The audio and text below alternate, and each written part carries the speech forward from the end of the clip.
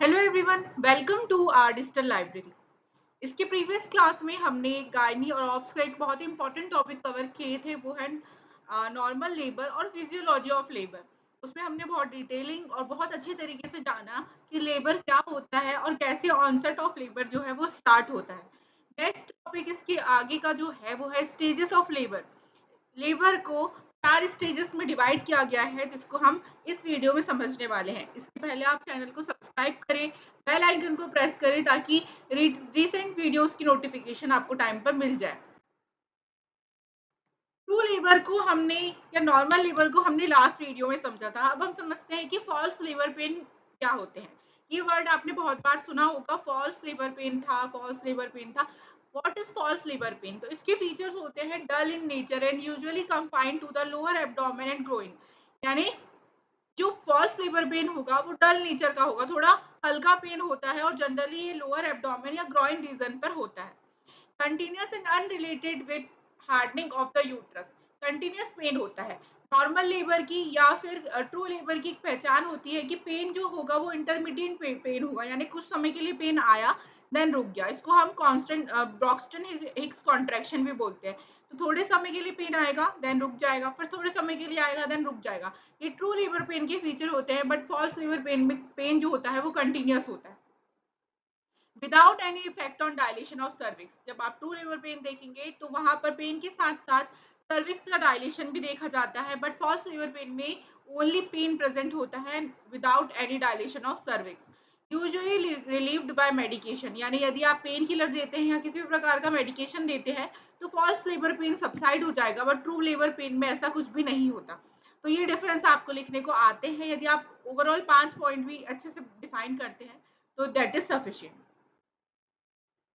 अब देखते हैं प्री लेबर यानी प्री मॉनिटरी स्टेज क्या होगी। प्री लेबर मतलब लेबर स्टार्ट होने के पहले जो थोड़ा पेन शुरू होता है। तो begins in primigravida 2 or 3 weeks before the onset of true labour और मल्टी ग्रेविडा में फ्यू डेज प्रायर।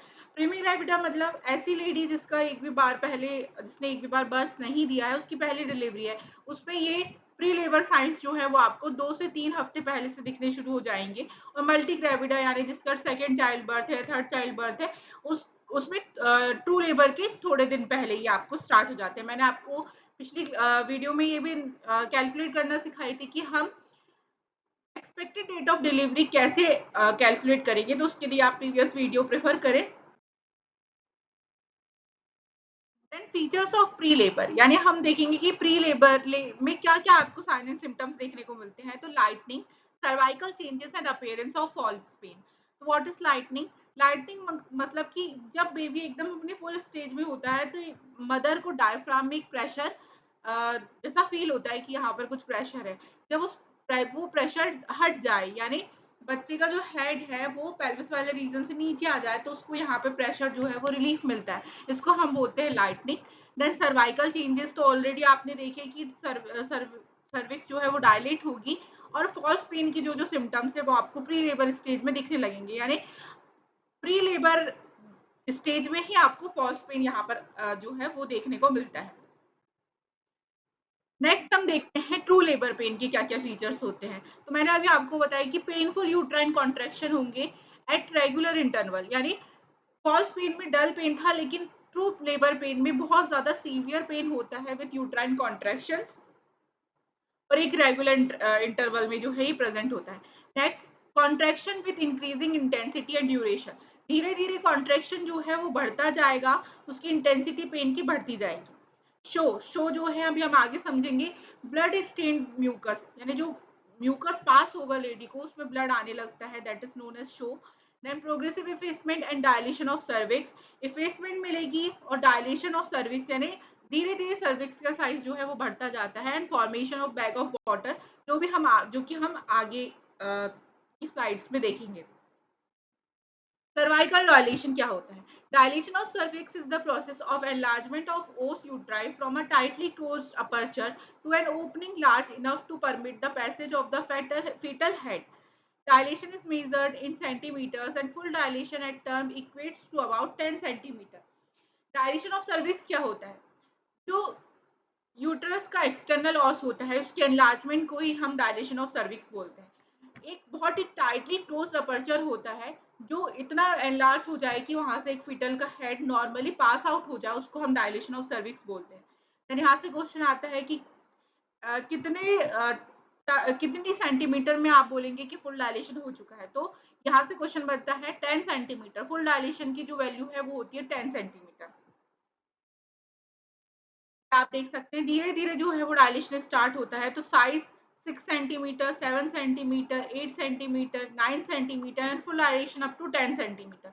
जैसे ही फुल डायलेशन हो जाएगा 10 सेंटीमीटर तो आराम से बेबी का जो हेड जो है वो पास हो जाता है। और यदि ऐसी कंडीशन में नहीं पास हो रहा तो वहां पर हमें या तो एपिजियोटॉमी करनी पड़ती है या फिर सिजेरियन सेक्शन का केस भी हो सकता है।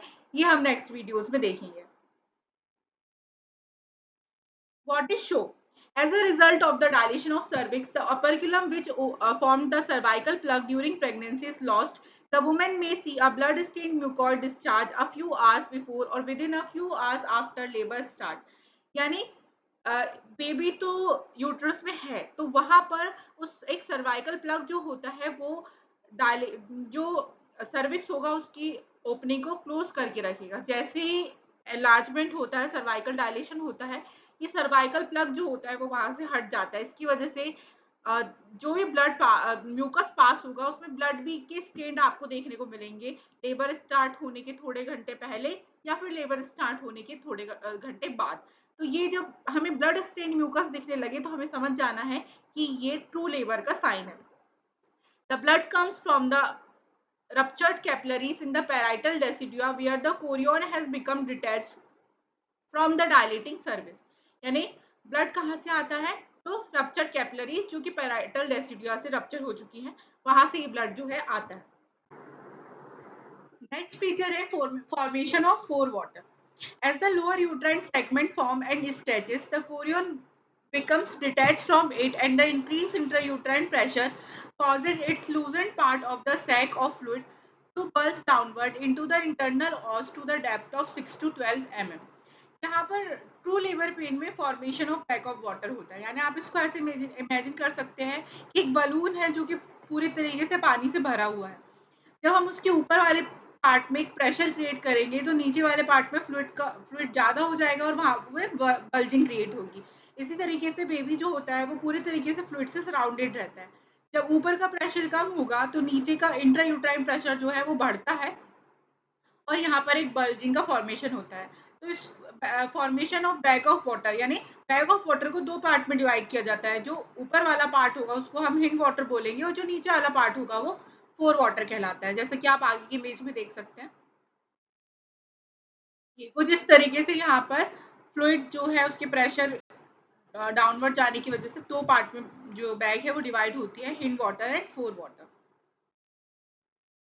नेक्स्ट आता है rupture of membrane. The optimal physiological time for the membrane to rupture spontaneously is at the end of the first stage of labor after the cervix become fully dilated and no longer support the bag of four water। अब हम इसमें देखेंगे कि membranes rupture कब होंगी। तो मैंने आपको भी स्टार्टिंग में बताई कि नॉर्मल लेबर के स्टेजेस को चार पार्ट में डिवाइड किया गया है। जैसे ही फर्स्ट स्टेज ऑफ लेबर खत्म होती है और सर्विक्स अपनी फुल इफिकेसी से डायलेट हो चुका होता है ना अबाउट 10 सेंटीमीटर, तब वहां पर जो है रप्चर ऑफ मेम्ब्रेन्स यहाँ पर हमें देखने को मिलता है। Then stages of labour, first stage, उसके बाद कंटिन्यूसली होगी second stage of labour, then third, then fourth stage of labour. अब इनको एक एक करके समझते हैं। पहला है फर्स्ट स्टेज ऑफ लेबर, कहाँ से शुरू हुई और कहाँ तक चल रही है, ये चीज आपको ध्यान रखनी है, पहला इंपॉर्टेंट पॉइंट। दूसरा इंपॉर्टेंट पॉइंट कि प्रीमी ग्रेविडा में इसकी ड्यूरेशन क्या है और मल्टी ग्रेविडा में इसकी ड्यूरेशन क्या है। और फिर इसके आगे यदि कोई फेजेस दिए हुए हैं तो आपको वो चीज ध्यान रखनी है। पहला है फर्स्ट स्टेज ऑफ लेबर, ये कब स्टार्ट होती है? तो onset of true labour pain. जैसे ही ट्रू लेबर पेन स्टार्ट होगा यानी उसके जितने फीचर्स हमने प्रीवियसली पढ़ के आए हैं जैसे कि शो होना, टाइटनिंग होना, डायलेशन ऑफ सर्विक्स और rupture of membrane, four water का फॉर्मेशन, ये सारी चीजें स्टार्ट होगी यानी ट्रू लेबर पेन स्टार्ट हो गया है। यहाँ से लेकर जब तक फुल डायलेशन ऑफ सर्विक्स हो जाए यानी 10 सेंटीमीटर का सर्विक्स का डायलेशन हो जाए, इस स्टेज को हम फर्स्ट स्टेज ऑफ लेबर बोलते हैं। तो समरी क्या बनी कि first stage of labour start from the true labour pen and ends up to the dilation, full dilation of cervix. It is in other words the cervical stage of labor. इसको हम cervical stage भी बोल सकते हैं.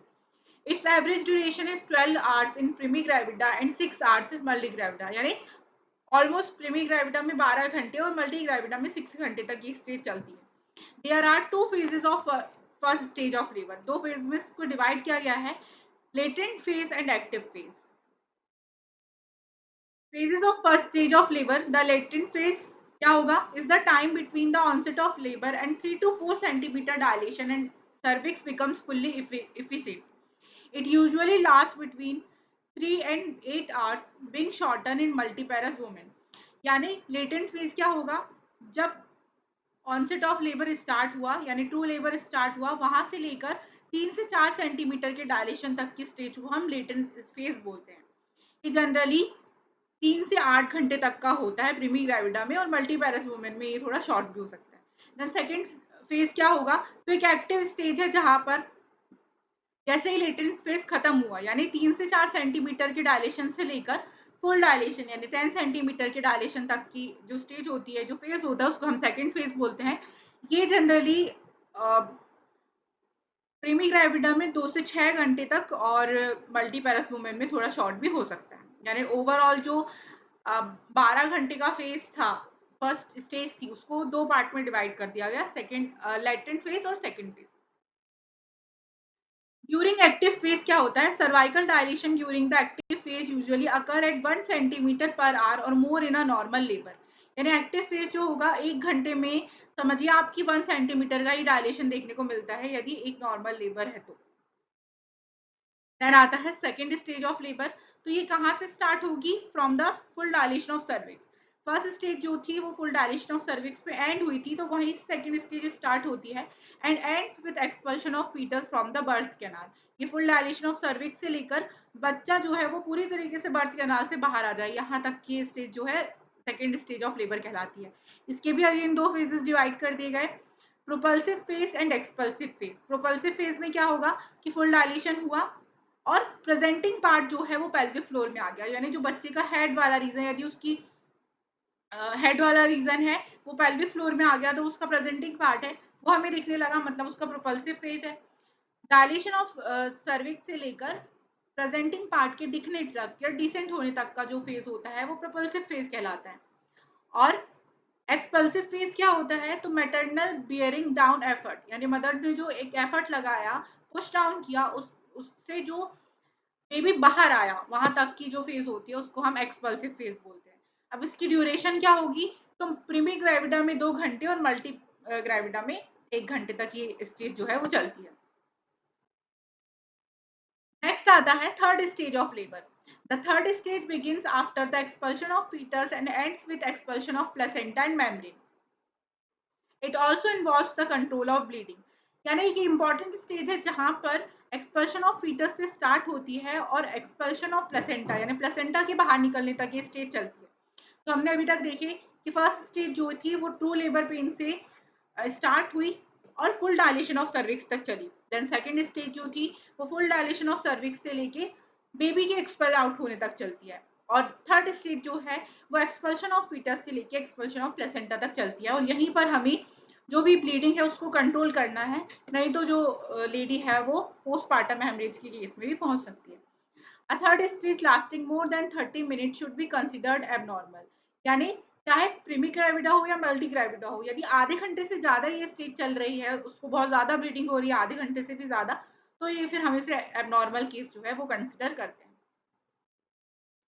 Last stage आती है fourth stage of labour. इसको हम मॉनिटर स्टेज भी बोलते हैं. यानी इसमें हमको कुछ भी नहीं करना, बस 1 घंटे तक बेबी को और मदर को, उस प्लेसेंटा को, सारी चीजों को एक तरीके से उसके वाइटल साइंस वगैरह को नोट करना है. The fourth stage begins with the delivery of placenta and ends 2 hours later. यानी 1 से 2 घंटे हमको सिर्फ वहां पर मॉनिटर करना है वाइटल साइंस, बीपी, ब्लड और पल्स रेट, हार्ट रेट, ये सब. तो ये होती है fourth stage of labour. Thank you so much. Stay connected with our digital library for more videos.